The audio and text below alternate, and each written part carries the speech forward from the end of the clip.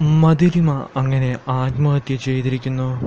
ദേവ കൺമണി വിവാഹം നടക്കുന്ന സ്ഥലത്തേക്ക് വന്ന് ദേവയും കൺമണിയും തമ്മിൽ വിവാഹം നടക്കുന്നത് കാണാൻ കഴിയാതെ, അത് മാനസികമായി സഹിക്കാൻ കഴിയാതെ മധുരിമ ആ കടുത്ത തീരുമാനമെടുക്കുന്നു.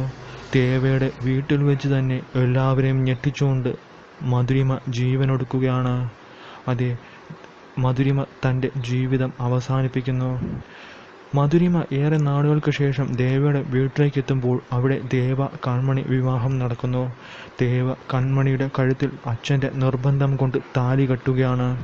അത് സഹിക്കാൻ കഴിയാതെ തൻ്റെ മനസ്സും എല്ലാ പ്രണയവും ദേവയ്ക്ക് നൽകിയ മധുരിമയ്ക്ക് ഇനി ദേവയില്ലാതെ ഒരു ജീവിതം ഇല്ലെന്നുള്ള തിരിച്ചറിവിൽ അങ്ങനെ ആ കടുത്ത തീരുമാനമെടുക്കുന്നു.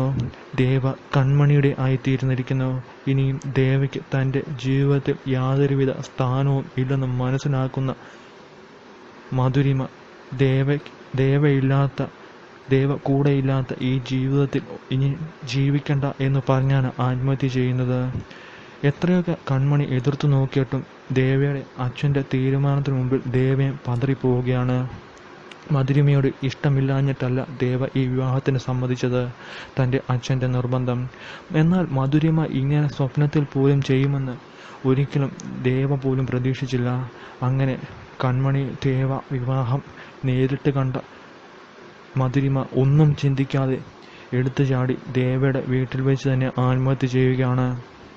എന്തായാലും അത് വലിയൊരു തീരാശാപമായി കൺമണി മനസ്സിൽ കരുതുന്നു.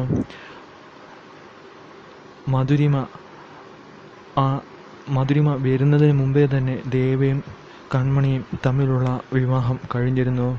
അത് സഹിക്കാൻ കഴിയാതെ ദേവയെ മാത്രം എന്നും സ്വപ്നം കണ്ട് ദേവയോടൊപ്പം ജീവിതകാലം മുഴുവൻ ജീവിച്ച് പ്രണയിച്ച് തീർക്കണമെന്ന് ആഗ്രഹിച്ച മധുരിമ അങ്ങനെ ജീവിതം അവസാനിപ്പിക്കുകയാണ്. ദേവയുടെ പ്രേമം